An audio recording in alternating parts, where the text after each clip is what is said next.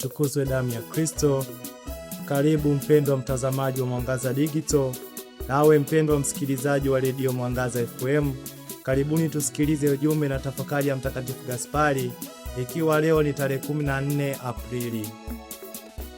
Maisha ya jumuiya yanadai kiasi fulani cha fadhila ya kuhurumiana. Maisha ya jumuiya yanadai kiasi fulani cha fadhila ya kuhurumiana. Wapendwa katika Kristo, leo Mtakatifu Gaspari anatukumbusha kuhusu maisha ya jumuiya, akisema maisha ya jumuiya yanahitaji kuwa na fadhila ya kuhurumiana.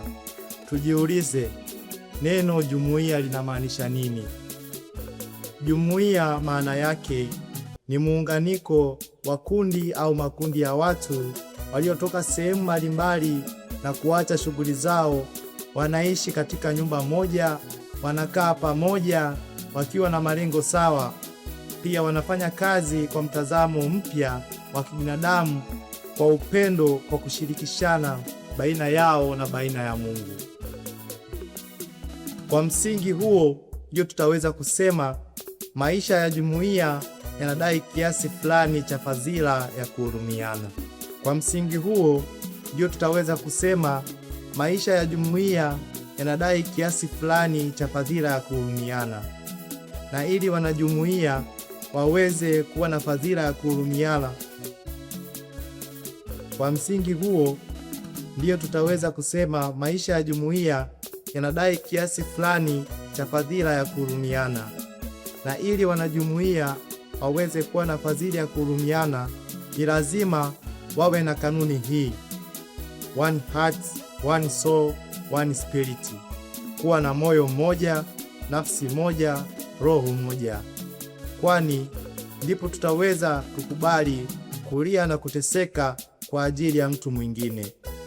Katika maisha ya jumuiya, usikubali kumuona mwenzako anateseka na uwezo wa kumsaidia unao, kwa sababu wote tuna lengo moja na nia moja. Katika jumuiya ni eneo la uponyaji, kwani watu wanaokuja katika jumuiya, kuna wengine wana maumivu ya ndani. Basi kila mwanajumuiya anapaswa kumuonyesha upendo mwenzake kwa kumpa faraja na kumtia moyo.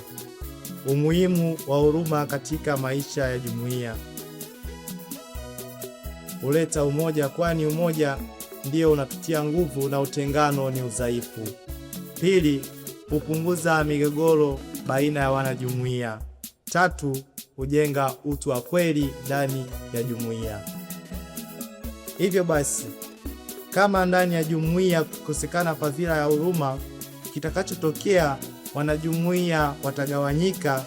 Hapa ni kutokuwa na mawasiliano mazuri baina ya mtu na mtu mwingine. Upendo unapopotea katika maisha ya jumuiya, husababisha watu kutoka katika lile lengo la msingi. Pia watu wanakuwa binafsi, na ukali unaopitiliza hupelekea watu kuwa na chuki. Mpendwa mtazamaji na msikilizaji wa Mwangaza Digital na Mwangaza FM, Mtume Paulo anasema, vumilianeni na kusameana kama Bwana alivyowasamehe ninyi. Rejea Wakolosai sura ya 3 mstari wa 13. Tukifanya hivyo, ndivyo tutaweza kuvumiliana katika maisha ya jumuiya na kuwa na fadhila ya kuhurumiana. Itukuzwe damu ya Kristo. Niliyekuletea tafakari hii ni mimi Frateli Christopher Makesa wa shirika la wamisionari wa damu takatifu ya Yesu.